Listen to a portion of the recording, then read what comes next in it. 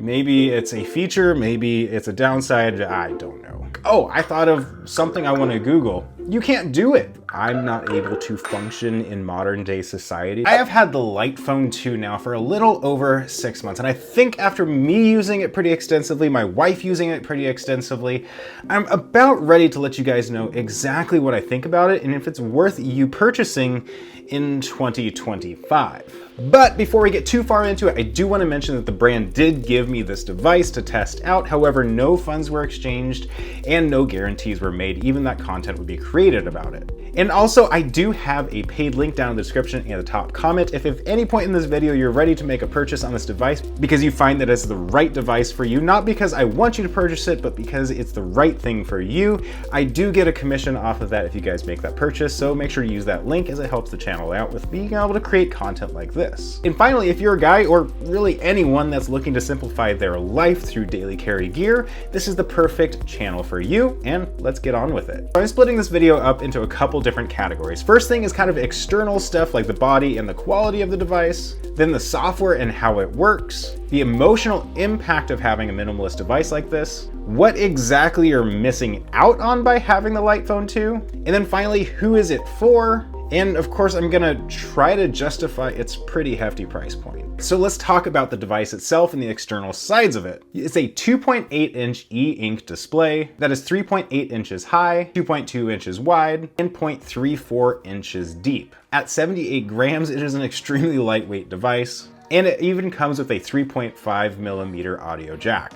And on the inside, you're looking at a 950 milliamp battery, which gets you about 1 to 2 days of pretty extensive usage considering the device. And then as for charging, you are using a micro USB device. Now keep in mind this device was created originally in 2018 for a release in 2019, and that's why you're seeing that micro USB. Now as for my thoughts on those things, it is extremely compact. Like this thing just goes not missing in your pockets, but you don't even notice it's there. I don't think you realize how much you notice things. Like I'm using the iPhone 15 Pro, which I'm actually filming this video with, and you are constantly aware of the device in your pocket. The Light Phone 2, you put it in your pocket and you forget about it. As for the battery, it is pretty respectable considering it's only a 950 milliamp battery. It has no problems being able to last multiple days, and that really comes down to the fact that it's an e-ink display device, which isn't always active. And another thing I noticed from the sound quality, both of it being plugged in, but also of its speakers, is the sound quality of those speakers is actually quite a bit better than I was expecting, especially from a device like this, when you open it up and it looks a lot cheaper than it is. And I also appreciate the lack of blue light. I'm a big fan of e-ink displays because your eyes just really appreciate it in comparison to having normal blue light on most smartphones. Now, as for the downside of the body and quality of the device, the lack of a camera is pretty obvious. We'll talk a little bit more on the software side of things on this, but it's a big drawback of not having a physical camera. The other thing I didn't like about the device itself, not the software, is just it feels really, really cheap. The trade-off, of course, is it's gonna be much more lightweight when it's basically all made of plastic, but it does feel considerably cheaper than say like an iPhone 15 Pro. There is just a noticeable difference in the feel of the device. It has a nice matte finish to it, but it is still plastic. Okay, so let's talk through the software of the device and everything that the device can do on the software end of things. So you have talk, you have text, which are both sitting in actually in the same application. So you can see like your phone call history in the same place as you're texting. It's actually kind of interesting. You do have directions. It's not maps, but it's directions. So you can get like a turn-by-turn navigation to get you to different places, but it's not going to be your normal kind of navigation that you're used to. It has podcasts as well. It's not a searchable podcast, but it uses the Apple Podcast API, and you go in and you basically subscribe to different podcasts, and then they start downloading to your device. You can also, of course, play MP3 music on it. It has hotspot and Bluetooth, which I think is actually really important because a lot of people are going to find they probably are going to want to have a full-fledged like iPad as a secondary device. So being able to throw a hotspot to that iPad from the Light Phone is really, really nice, so the iPad doesn't have to have its own service. It also has an alarm function, calculator function, calendar, voice memos, a notes, and then of course a directory. And it should be mentioned there is absolutely no social media, and it doesn't have a web browser. Whew, okay, that is a lot. So let me talk about the software, the things that I do and that I don't like about it. Now, number one thing that I like about it is it removes distractions from your life. It is pretty wild. I'm going to talk a little bit more about the emotional aspect of it, but really start to notice how much you've been depending on your smartphone, and you kind of are addicted to the smartphone of having to constantly check for notifications out the wazoo. And you notice that when you really can only get notifications from texting and calling and some other little things here and there, you're not checking your phone all the time, because honestly, people aren't texting you all that much. It's generally on WhatsApp, Facebook Messenger, all these other places, which you just can't get on this device. You're just not getting notifications. It's pretty cool. I also noticed I really appreciated the inclusion of podcasts. Now, podcasts, especially the way they have it set up, isn't really a distraction. It is nice to be able to listen to your podcasts on the phone, and it works really well, especially since it's so lightweight. You don't really notice it on you. It's pretty sweet. However, you're not able to search podcasts on there, so you don't get yourself lost in it. As for the downsides to it, texting is a pain.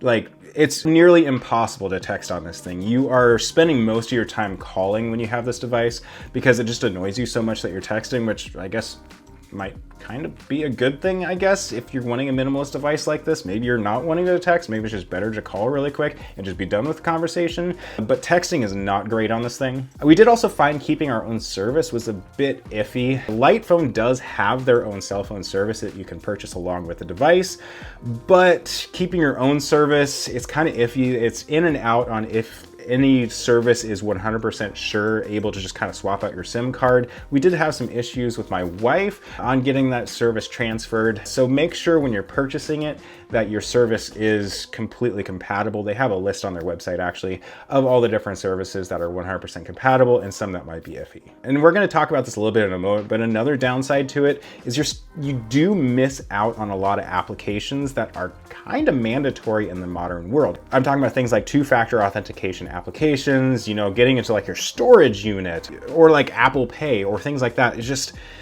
you miss out on those that might be mandatory. And then the final downside to the software is scrolling isn't great. The refresh rate on this thing is pretty low, which means that scrolling, sometimes you just scroll past where you would want it to. It's kind of frustrating, but again, it makes it so that you don't want to be on your phone.